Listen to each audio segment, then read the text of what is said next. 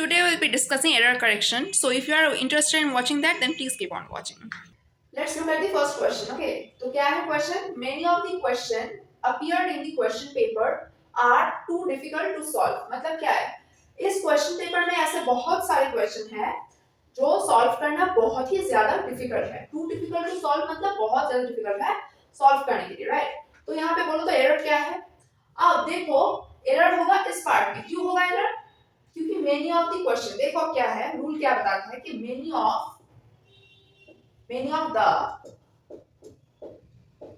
of the हो गया और one of the ओके इसके बाद जो भी नाउन होगा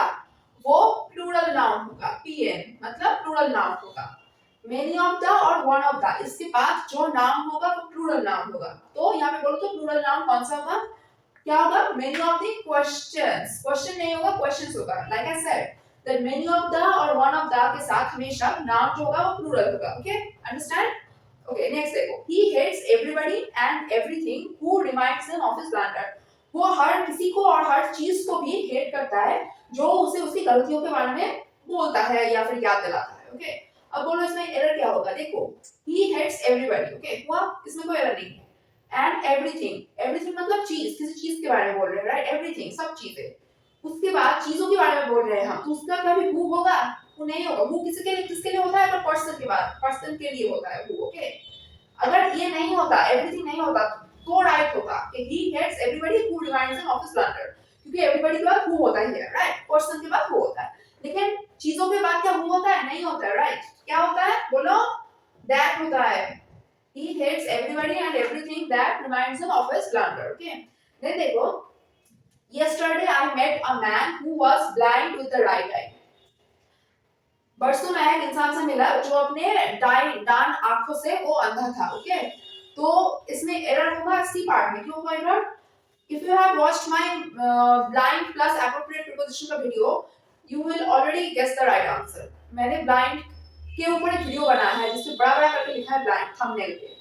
तो if you want to solve this question first you have to watch that video उसमें मैंने अच्छे से बताया कि ब्लाइंड के साथ तीन टाइप के प्रीपोजिशन होते हैं कब होते हैं कहां पे होता है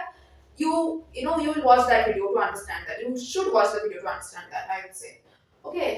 तो blind with होगा नहीं होगा जिसने वो वीडियो देखा है उसने तो पता किया होगा कि क्या होगा यहाँ पे who was blind with the right eye नहीं होगा क्या होगा blind physical blindness के बारे में अगर हम बात करते हैं तो क्या होगा blind in होगा अब क्यों होगा कैसे होगा कहाँ पे क्या का प्रीपोजिशन होता है इसके लिए you have to watch that video okay blind plus in or with नाम का मैंने एक वीडियो बनाया है तो वो वीडियो देख लेना ओके ब्लाइंड बड़ा बड़ा करके लिखा है ब्लाइंड ओके नेक्स्ट देखो क्या लिखा है he proposed me that we should go to the park and then have dinner at a restaurant उसने प्रपोज किया that we should go to the park कि हमें पार्क में जाना चाहिए and then हमें डिनर करना चाहिए at a restaurant तो बोलो तो यहाँ पे एरर क्या है छोटा सा एक बहुत छोटा सा एरर है यहाँ पे क्या एरर है कि यहाँ पे प्रपोज के बाद हमेशा क्या होता है टू होता है he proposed to me हमेशा ये याद रखना प्रपोज के बाद हमेशा टू होता है okay he proposed to me that we should go to the park कि हमें पार्क में जाना चाहिए and then have dinner at restaurant okay next देखो Rahim was sleeping in his room where a thief entered into his house and took away a lot of things अब यहाँ पे error क्या होगा बोलो तो देखो एंटर्ड इनटू ये जो टर्म है ना ये एकदम रॉन्ग है कभी भी अगर घर पे एंटर करने की बात हो घर पे क्लासरूम पे कहीं पर भी एंटर करने की बात हो तो कभी भी इनटू नहीं होता है एंटर के साथ कभी भी कोई भी प्रीपोजिशन नहीं होता है सिर्फ एक केस में एंटर के बाद इनटू होता है कब होता है अगर किसी बिजनेस में ओके किसी अग्रीमेंट में या फिर पार्टनरशिप में समझ रहे हो किसी भी एक्शन में किसी भी बिजनेस टाइप की चीज में एंटर होने की बात हो तब होता है इनटू सिर्फ तब होता है इनटू जैसे I entered into a partnership with my best friend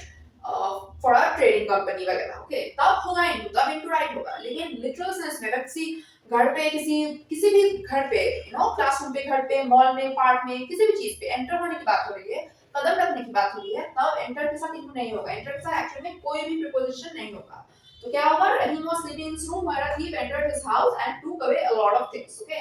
तो इस पार्ट में एरर होगा यहाँ पे होगा इस पार्ट में यहाँ पे होगा इस पार्ट में I hope you have understand this session